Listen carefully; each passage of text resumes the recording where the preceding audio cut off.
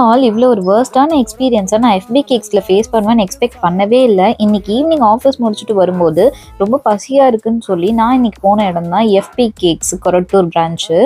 உள்ளே என்டர் ஆனதுமே இவங்களோட interior design ரொம்பவே அட்ராக்டிவாக சூப்பராக இருந்துச்சு. எந்த பக்கம் திரும்பினாலும் ஃப்ளாரல் டிசைனில் ஆம்பியன்ஸ் செமையாக இருந்துச்சு. ஸ்வீட் அண்ட் காரம் ரெண்டுத்துலேயுமே நிறைய வெரைட்டிஸ் வச்சுருந்தாங்க. இது மட்டும் இல்லாமல் மில்லட்ஸ்லையும் நிறைய ஐட்டம்ஸ் இருந்துச்சு. நான் ஃபஸ்ட்டு என்ன ஆர்டர் பண்ணேன்னா இந்த சாக்கோ ட்ரஃபிள் கேக்கு சிங்கிள் பீஸ் தான் ஆர்டர் பண்ணியிருந்தேன். பார்க்கவே செம்ம டெம்டிங்காக இருந்துச்சு. அதை எடுத்து ஒரு வாய் வச்ச உடனே செம்மையாக இருந்துச்சு, சூப்பராக இருந்துச்சு சாப்பிட்றதுக்கு. அடுத்ததாக ஒரு சீஸ் பால்ஸும் சீஸ் பிரெட் ஆம்லெட்டும் ஆர்டர் பண்ணியிருந்தேன். அதுவும் ஆர்டர் பண்ண ஒரு 10 மினிட்ஸ்லேயே டேபிளுக்கு வந்துருச்சு. சீஸ் பால்ஸை பார்த்த உடனே ஒரு வேகத்தில் அப்படியே எடுத்து கடிச்சிட்டேன். சூடு தாங்காமல் வாயிலேருந்து காதுலேருந்து புகையாக வர ஆரம்பிச்சிச்சு. நாக்கெல்லாம் பொத்துருச்சு. அப்படியே அந்த சூடோட பிரெட் ஆம்லேட்டையும் சாப்பிட்டுட்டு எனக்கு தேவையான ஒரு சில ஐட்டம்ஸை பார்சலாக வாங்கிட்டு வந்தேன். அது வரைக்கும் எல்லாமே நல்லா தான் போயிட்டு இருந்துச்சு. அடுத்ததான் நடந்தது தான் ட்விஸ்ட்டு. நான் ஜாமுனும் சீஸ் பால்ஸும் பார்சல் வாங்கிட்டு வந்தேன். வீட்டுக்கு வந்து பார்க்கும்போது ஜாமுன் ஓகே தான் இருந்துச்சு. ஆனால் சீஸ் பால்ஸ்க்கு பதிலாக சீஸ் பிரெட் ஆம்லேட்டை வச்சுருந்தாங்க.